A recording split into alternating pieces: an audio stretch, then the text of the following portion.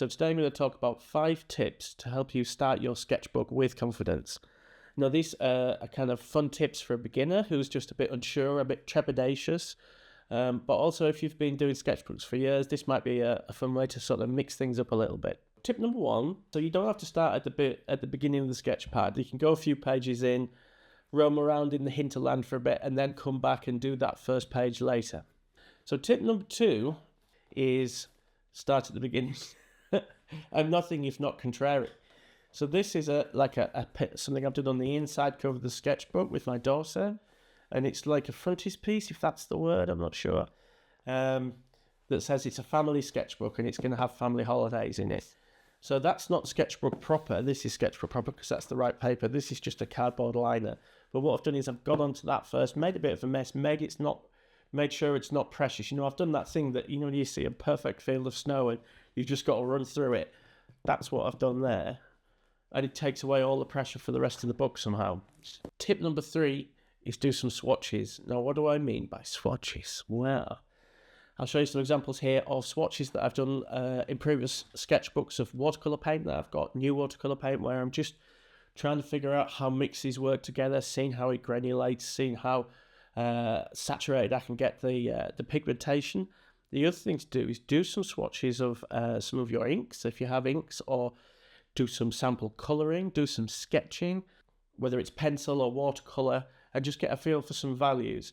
You can annotate it, you know, put some really beautiful little notes and labels on things. You could actually swatch potentially a whole palette of watercolour, and that's a really fun way of adding some really nice colour to a sketchbook, particularly if you do it at the start of the sketchbook where you do a little drawing of your palette. So tip number 4, this is a fun one, is don't start the sketchbook, get somebody else to. And then you can start one of their pages in their sketchbooks. Alternatively, get someone to write a theme on each page of that sketchbook and you have to go out and sketch that theme. Get someone to write my favourite tree, or the best haircut I saw today, or the angriest rabbit on the street, whatever. And then you can go out and sketch that theme. Basically, a sketchbook doesn't have to be a linear record of the art that you've done over the last year. It can be absolutely anything. A sketchbook can be a collection of bus tickets. I've known people that have, in the first page of the sketchbook, they've done a bark rubbing. So I'm looking forward to your ideas on that too. Which brings me to tip number 5. Now this one, it's just called make a mess. So I know sometimes you see people who do line and wash drawings and they'll put the ink on beforehand or the watercolour on beforehand. But I'm saying go further. I'm saying get lots of watercolour, splash it on, find something in it to draw, find some shapes. Basically, create a bit of random chaos with your art. Watercolour's good for this because you can splash it on and let it all merge around and combine. But you can use inks, you can use pretty much any media really.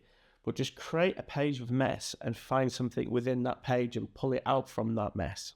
Okay, so at this stage, I'm going to give you one more bonus tip. Before I do that, I want to thank all my patrons and thank all my YouTubers for all the support.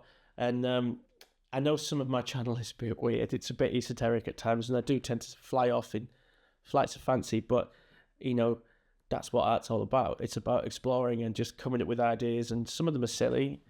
Some of them are cool. And sometimes it's just me trying to struggle to say the word. I know no notation.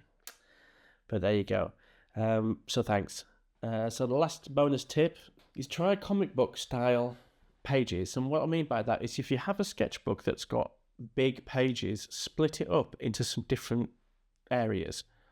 Take the sketchbook out and find little areas that fit those squares. Now, some of them might be upright. You can do some very long uprights. Some of them might be really wide banners. But head out into the countryside. Put those in beforehand and then head out to wherever you live and find little views that fit those sections and sketch them in.